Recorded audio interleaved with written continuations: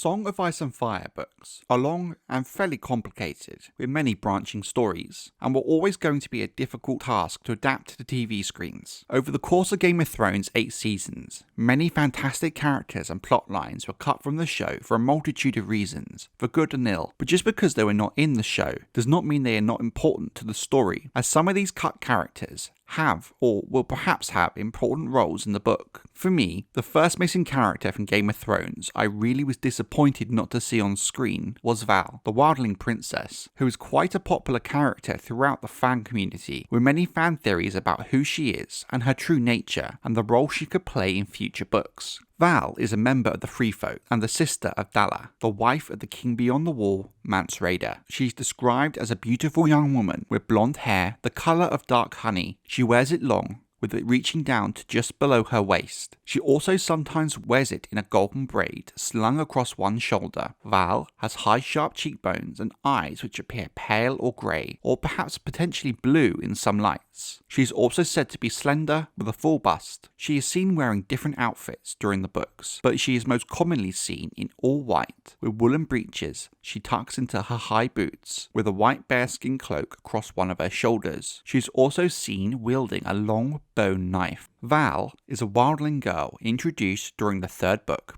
A Storm of Swords, after Jon Snow is captured and taken to Mance Rayder, the king beyond the wall. The way Mance is portrayed in the book versus the TV show is very different. In the book, he has a wife named Dalla, who is heavily pregnant when seen by Jon when he enters Mance's tent for the first time. Val is Dalla's younger sister. It is during this scene that Jon pretends to turn cloak and is sent by Mance to scale the wall with Ygritte and some of the other wildlings. With them is a man named Jarl. Jarl is a man Val had supposedly stolen in a similar sense to the way that Jon apparently stole Ygritte, and is seen by her and other wildlings as her plaything. He dies when he falls from the wall during the ascent. Once Jon is back over the wall and escapes back to the Night's Watch and Castle Black, he watches Val from atop the wall using a Myrish far eye during the battle beneath the wall. He sees her milking a goat near Mance's tent. When the wildling host is attacked by Stannis Baratheon's men, Val helps deliver Dalla's child. After the battle for the wall, Jon returns to Mance in order to negotiate. Upon seeing Val, Jon thinks to himself just how beautiful she looked with her sharp cheekbones and honey-coloured hair. Jon noting Val's beauty is a common occurrence throughout the books, and it happens a rather high number of times. It seems that many men think much like Jon. During this meeting, it's clear Dalla's baby's time is near. This is the moment when Stannis and his men reach the north and surprise attack the camped wildlings, just as Dalla starts to give birth. Things play out in a similar way to the show. Stannis captures Mance during the battle, and he is taken back to Castle Black. The key and important difference between the book and the show is that in the book, Jon protects Val's tent during the battle, and in the chaos afterwards while the wildlings retreat, while Val helps her sister give birth. Dalla dies giving birth to Mance's son, and the baby is given into the care of Val. It should be noted that Jon's actions of protecting Val are misconstrued by Stannis and his men as Jon capturing her and the baby, when in fact he was simply protecting them from wildling looters during the retreat. Once back at Castle Black, Val interacts with Sam and Gilly regularly, as Gilly acts as the milk mother for Mance's son due to her recently giving birth herself. During this encounter, Val talks to Jon about rumours that the Red Woman, Melisandre, intends to burn Mance at the stake to please her gods due to his supposed king's blood. She asks Jon and Sam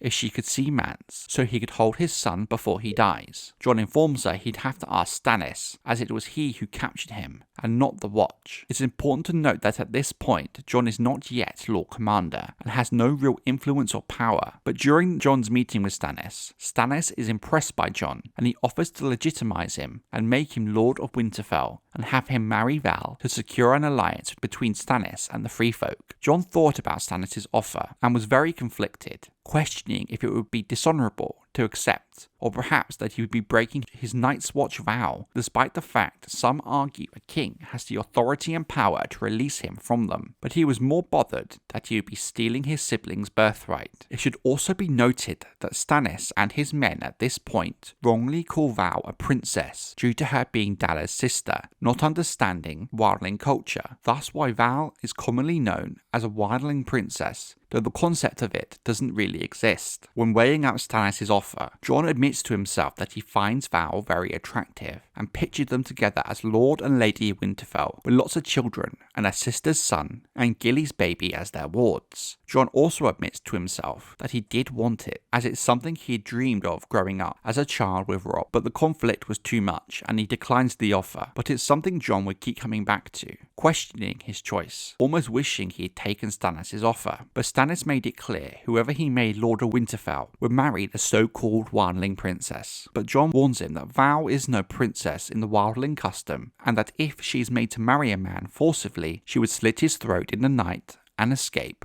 However, Gilly later tells Jon that Val would beg Stannis to spare Mance, even marrying Aneela, and never slit his throat as long as Mance lived. Many men from both the Night's Watch and Stannis' army are said to be smitten with Val. When confined to her chamber, Val nearly kills a man-at-arms with his own dagger while trying to escape. She later unsuccessfully begs Stannis to spare Mance's life. During the Burning of Mance, who at this point in the book is actually Rattleshirt glamoured, with Mance having been sent to Winterfell on a secret mission for Stannis. A regal-looking Val wears a simple circlet of dark bronze during the burning, emotionless and composed. At this point, Jon has now been elected the Lord Commander of the Night's Watch to protect Mance's son from Melisandre, Stannis' Red Priest who wants to burn the baby for his king's blood. The baby is switched with Gilly's. When she and Sam head south so Sam can train at the Citadel to become a maester, they take Mance's son with them, leaving Gilly's son behind with Jon and Val at the wall, much to Gilly's distress. Val looks after Gilly's baby, giving him the nickname of Little Monster, and she enjoys singing to him. Jon later sends Val with a half-blind horse on a mission to bring peace terms to Tormund Giantsbane, who had taken control of the last remnants of the Wildling army beyond the wall. Some men of the Night's Watch disagree with Jon's decision to release Val, as she's technically not the Night's Watch's prisoner to release. Jon angers Sir Axel Florent by refusing his request to see the so-called princess, with the hopes of marrying her and claiming Winterfell for himself. At this point, Jon just hopes Val returns before Stannis does, or that she would even return at all. When she does eventually return with Tormund, Jon is impressed with her, as many seasoned rangers had found in finding Tormund themselves. He has her relocated from the King's Tower to the top floor of Harden's Tower, as it's more protected by the giant 1-1 and not the Queen's men, making it slightly safer than the other options. After this, Val and Jon meet several times with Queen Selyse as she tries to marry Val off again, causing Jon to yet again question his choices he made up to this point. Val kneels when she's presented to Selyse and her daughter Princess Shireen Baratheon. She's wary of Shireen because of her grayscale and mentions to Jon that the child is not clean and should be killed. This horrifies Jon, who's grateful that neither Selyse nor her Queen's men heard Val when she said it. The letter sent by Ramsay Bolton to Jon includes the Wildling Princess among those whose presence is demanded by the new Lord of Winterfell.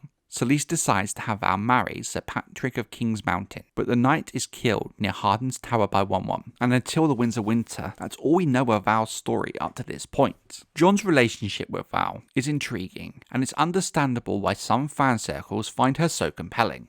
Jon admits to himself several times throughout the story that he finds her attractive, and finds the prospect of marrying her a real part of the conflict when deciding if to take Stannis' offer. Throughout the story, Val also seems to flirt with Jon many times, so the feeling does seem to at least be mutual on the surface. What is interesting, and to me indicates Val might have some bigger role to play in the story going forward, is how close she is to Ghost, and how much Ghost seems to like her, more so than anyone else other than Jon, which is odd given who else Jon and Ghost have been around. The likes of Sam, for example. When she returns from looking for Tormund, Jon says she's the loveliest sight he'd ever seen. They're seeing her standing next to Ghost. He thinks to himself the two of them seem to belong to each other. Val is a very strong and interesting character, with lots of potential going forward into the Winds of Winter. So the question is, if she's going to be as important as some people believe she is, why was she not part of the show? If her role was that vital to the story, then why would she be cut out of it in the first place? Like with many of the reasons why things don't make it into the show,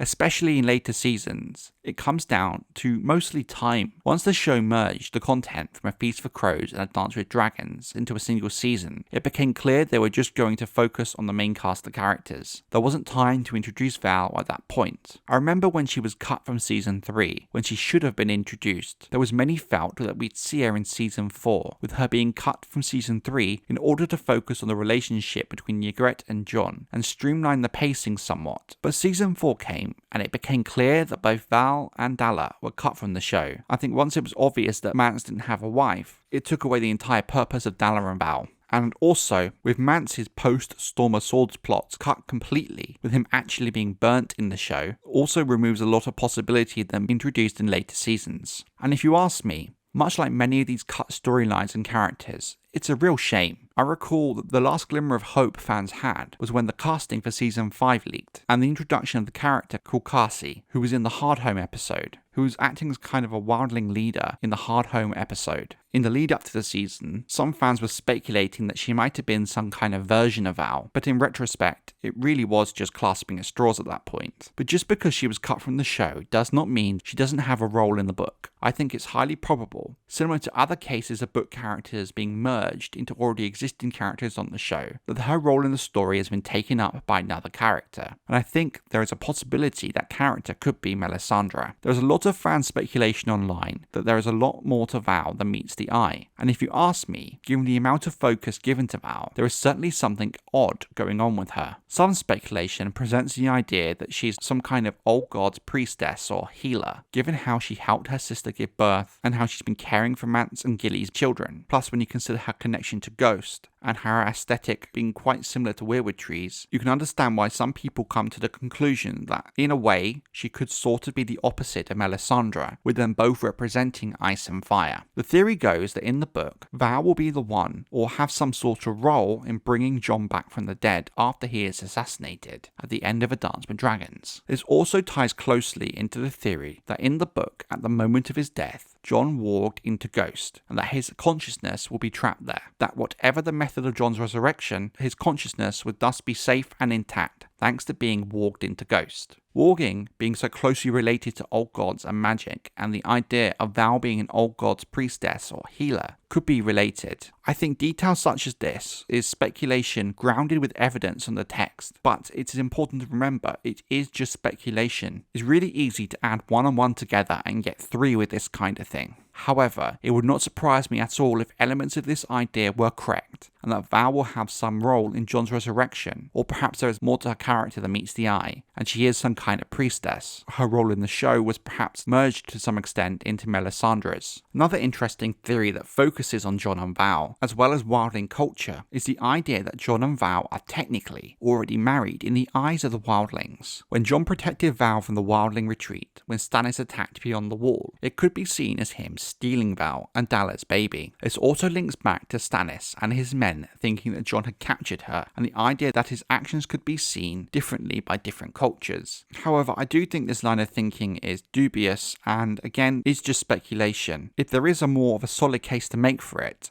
I would point to the idea of Jon releasing Val and sending her to Tormund, being tantamount to him stealing her. The other members of the Night's Watch's argument against Jon doing so is that Val is not the Watch's prisoner to release, but that of King Stannis. Therefore, you can make a case that Jon stole Stannis' prisoner, therefore he stole Val. This is a theory I might go deeper into a video in itself, because I do find the wildling culture aspect of it quite compelling. There is definitely some evidence within the text that supports this idea. For example, as Jon sends Val off on her mission to find Tormund after freeing her from the king's men, she kisses him lightly on the cheek and thanks him for the half-blind horse and food, and more importantly, the free air and hope. Some have put forward that this suggests that Val sees Jon's actions as freeing her, or maybe from a wildling view, steal her from Stannis. This idea, their flirty relationship, and her questioning him regarding the death of Jarl and Jon's role in it, could be her contemplating the idea that she has now been stolen by Jon. This is only scratching the surface of the theory, and I can't really go into too much detail with all the evidence, as it would really need a video all in itself, and it's something I might tackle in the future. But if Val and the wildlings do think Jon has stolen Val, it's clear Jon does not see it himself. Well, not yet maybe. I don't hate this idea, and when looking at the text, you can kind of certainly see why some fans have interpreted a relationship in this way. But it is speculation, and very well could just be people reading too much into nothing. I don't hate it if it's true, but wouldn't be too upset if it is just speculation. Do I think any of these theories are true? It's impossible to say, but I do think they all have a lot of merit, and I can definitely see where elements of the character got given to others in the show.